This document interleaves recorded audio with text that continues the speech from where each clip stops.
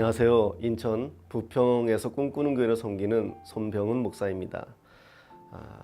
부활주일을 보냈습니다. 기독교 절기에 있어서 부활절은 손꼽는 절기일 것입니다.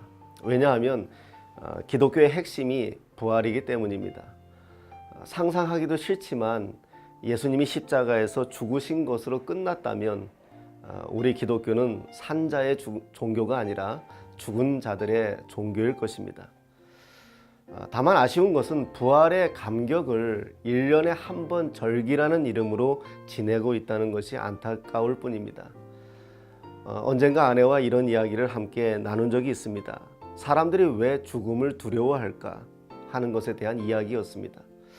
하나는 하나님께서 그렇게 하셨다는 것입니다.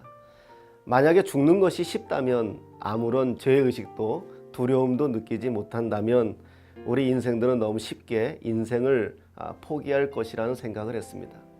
또 하나는 원래 사람은 죽지 않는 존재였기 때문이라는 것입니다. 성경을 보면 아담을 지으실 때 하나님은 죽음을 염두에 두시지 않은 것 같았습니다.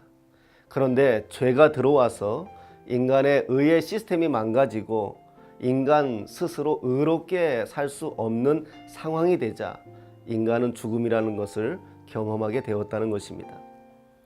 그래서 내린 결론이 경험하지 않은 죽음을 인간은 두려워할 수밖에 없다는 생각을 가지게 된 것입니다.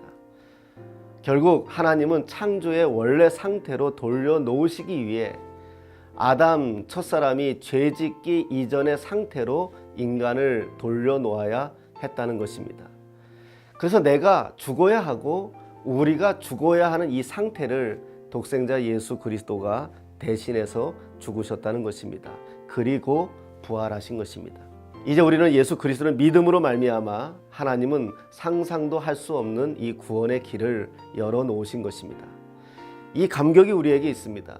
2000년 전 초대교회는 이 감격의 아침이 부활의 이 아침이 바로 주일이었습니다. 그래서 예배할 수밖에 없고 예배하지 않고는 견딜 수 없는 그야말로 축제가 주일 아침이었습니다.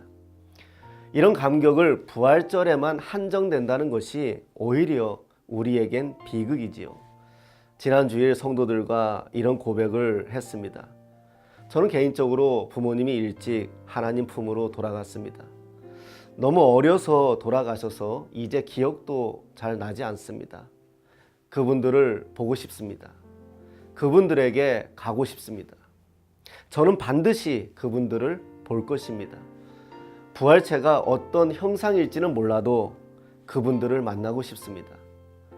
저는 이렇게 할 수 있다는 것에 하나님 앞에 감사드리며 그리스도인으로서 부활할 수 있음에 얼마나 행복한지 모릅니다. 훗날 내 자식이 죽어도 나는 내 자식을 볼 수 있는 길이 있습니다. 이건 상상할 수 없는 약속입니다.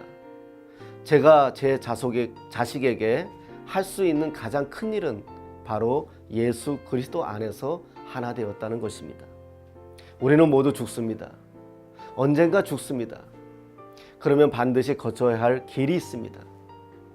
바로 부활입니다. 이 방송을 보는 모든 시청자 여러분들은 부활하십니까? 한 주간 다시 한번 이 부분을 묵상하시면서 건강한 한 주가 되시기를 예수님의 이름으로 축복합니다. 감사합니다.